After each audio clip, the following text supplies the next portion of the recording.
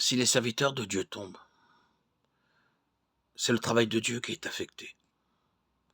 Dieu avertit chacun de prendre garde à la manière dont il construit. Nous ne pouvons pas simplement prêcher l'Évangile sans nous sentir responsables des conséquences de la prédication de cette parole. Beaucoup de gens ne comprendront pas la pleine signification de cet avertissement, mais ceux qui prêchent et enseignent la parole de Dieu doivent y prendre garde.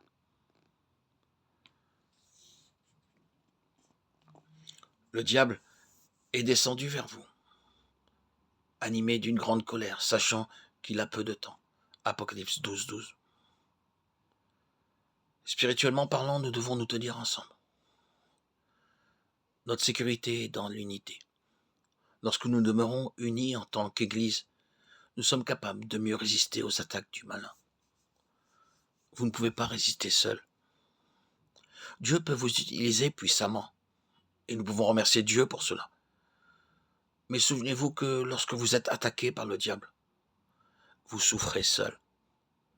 C'est par l'unité que vous pouvez battre le diable, et non par la connaissance.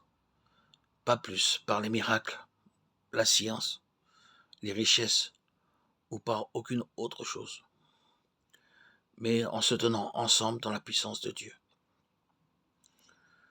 L'unité est notre force. C'est une arme spirituelle.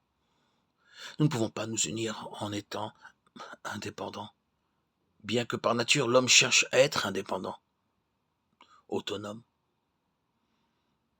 Nous voyons que le Seigneur Jésus-Christ a spécialement prié qu'ils puissent tous être un, comme toi, Père, tu es en moi, et je suis en eux, afin qu'eux aussi puissent être un en nous. Quelle joie, quelle inspiration, et quelle bénédiction viennent en étant unis. L'unité spirituelle n'est possible que dans l'Église où nous sommes amenés ensemble, d'abord comme une famille, puis comme co-ouvriers et partenaires du Seigneur Jésus-Christ, ayant une même tête, quoiqu'étant beaucoup de membres dans un corps. Nous trouvons un exemple de cette unité dans l'histoire de Joseph. Ses frères avaient décidé de se débarrasser de lui. Ils le jetèrent d'abord dans une citerne, puis ils le vendirent après l'avoir presque tué. Ils se sont dit entre eux, nous sommes 11. Qu'est-ce que ça peut bien faire si l'un de nous meurt? Alors Dieu envoya une famine et à cause de leur souffrance, nous les voyons aller en Égypte.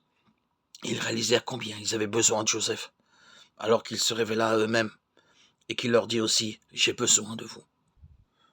Je ne peux rien faire sans vous, bien que vous m'ayez abandonné et envoyé en Égypte.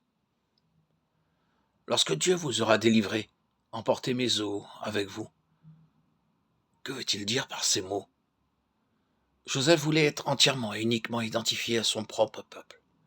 Il voulait être complètement séparé de la gloire de l'Égypte.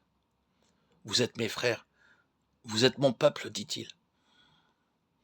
Nous aussi, nous devons demeurer ensemble en tant qu'Église, car c'est uniquement de cette manière que nous pourrons bénéficier de tous les dons de l'Église.